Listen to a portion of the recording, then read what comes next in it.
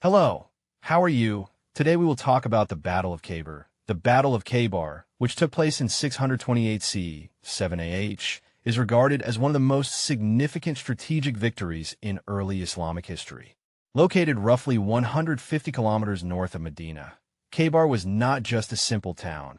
It was a massive, wealthy oasis protected by 8 formidable stone fortresses built on high volcanic ridges. By this time, Khaybar had become a dangerous center for anti-Muslim sentiment. Following the expulsion of certain tribes from Medina for treaty violations, these groups relocated to Khaybar and began using their immense wealth to fund a super coalition against the Muslims.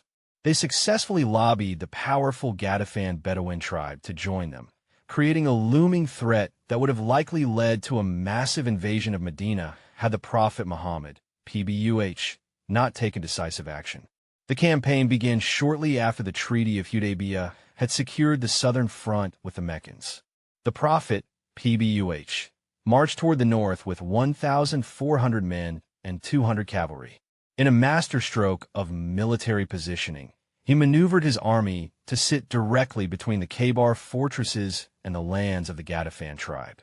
This move caused the Ghatafan to fear for their own families and possessions, leading them to abandon their allies.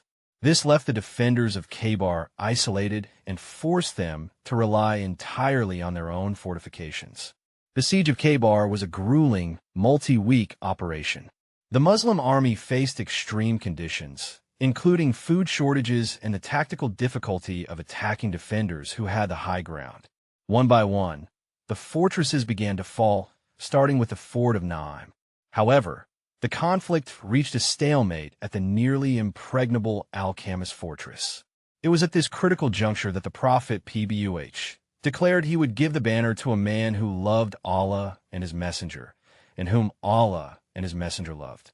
The following day, Ali ibn Abi Talib was given the command. Despite suffering from severe eye infection, Ali led a legendary charge that shattered the castle's defenses. Tradition recounts that he even used a massive iron gate as a shield to protect his men during the breach. Once the strongest forts fell, the remaining leaders realized that further resistance was futile and surrendered.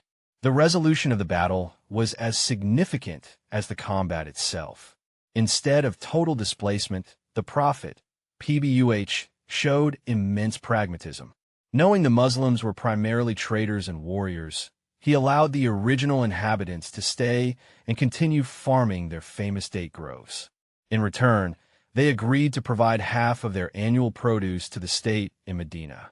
This agreement established the first major system of land taxation in Islamic history and ensured long-term food security for the growing Muslim community.